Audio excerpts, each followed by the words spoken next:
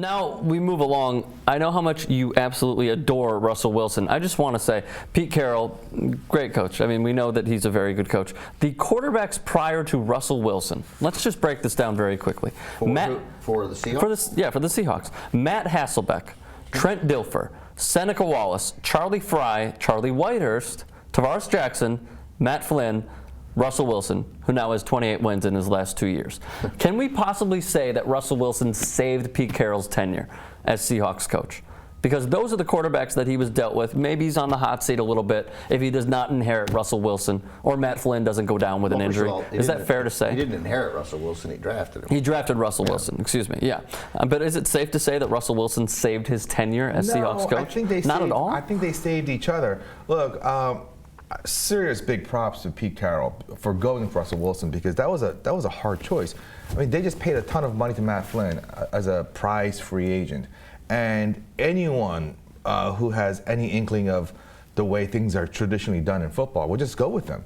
To go with this raw rookie, and it wasn't as if Russell Wilson was blowing him out in preseason. He was marginally better. He was just marginally better. And when he chose Wilson over Flynn, there was an uproar in Seattle. Absolutely. Like, what are you doing? Are you crazy? This is reckless, and you're gambling with the future of the franchise. But he saw something in Russell Wilson, and when Wilson struggled his first half of his first 3 or 4 games, people were saying, you know what, this is insane. But he trusted him and went with him. And on that note, I just want to point out that that Malcolm Smith was a 7th-round pick out of USC. But Maxwell, 6th-round pick. Richard Sherman and Cam Chancellor both 5th-round picks. Okay, so Earl Thomas is a 1st-rounder, but you know, who's also stellar. The way Pete Carroll operates is that, look, I don't care if you're the 1st-rounder or you're a prize free agent, whoever is good, that's the guy that's going to play. And he makes everyone believe in the team. Like, if you do your absolute best, you're going to get Pete Carroll. This is you're going to get the playing time. It's not about who has the most money, for his contract. It's not about who has a higher draft pick. I think it's a fantastic philosophy. Pete Carroll, by the way, he joins Jimmy Johnson and Barry Switzer as the only coaches to win in college and in the pros. Everybody's too tough on Barry Switzer. He's a great college coach. Jank included is tough on Barry Switzer. I mean, he won. It wasn't. You're right. He won, and it wasn't like he won. He was good the 2nd year too, and then it seemed like he was really into it. Like he was a little Steve Spurrier.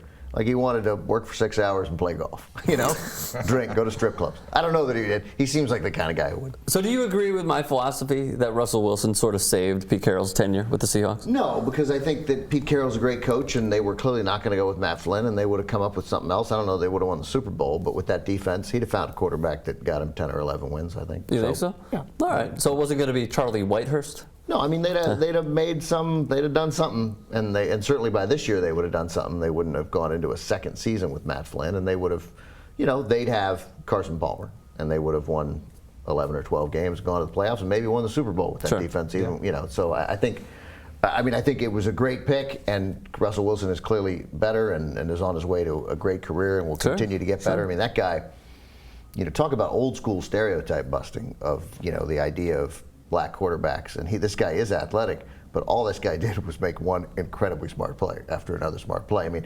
everybody who is thoughtful about this knows that all that stuff was crazy, but here was a guy doing the things that we normally, the traits that we assign to white quarterbacks. Like, he doesn't have a great arm, but man, when it's 3rd and 7, he finds the guy, and all Russell Wilson did was find the guy on 3rd and 7 and 3rd and 9 and 3rd and 5 and not just use his legs to run, but use his legs to buy time and throw. I mean, he played literally a perfect game. He didn't hit a 75-yard bomb. He didn't need to. He played a perfect game. So I was listening to the radio on the way into the studio today, and the Seattle Seahawks general manager was talking, and he said, "Who is that guy? Why can't I?" John Schneider, I think is his name. Because he deserves, obviously, he and Carroll both make that call. So he talked about Russell Wilson. He said, the concern on him was that he was too short, and that's a significant handicap because you can't throw over the lineman, you can't see over the lineman. He said, but you know what? He scrambles all the time. He rolls out. Yeah. And when you've rolled out, you're basically playing at the same height as anyone else. There's no one in front of you. You have a clear passing lane, and he does such a great job. And he's so smart, and he takes care of the ball so well. He said that they fell in love with him, but so did every other team. Yeah. So what happened was they pretended to not be in love with him. So they stopped going to see him and to don't come to our facilities, and they just played possum and said, nah, Russell Wilson, who cares? And then they took him.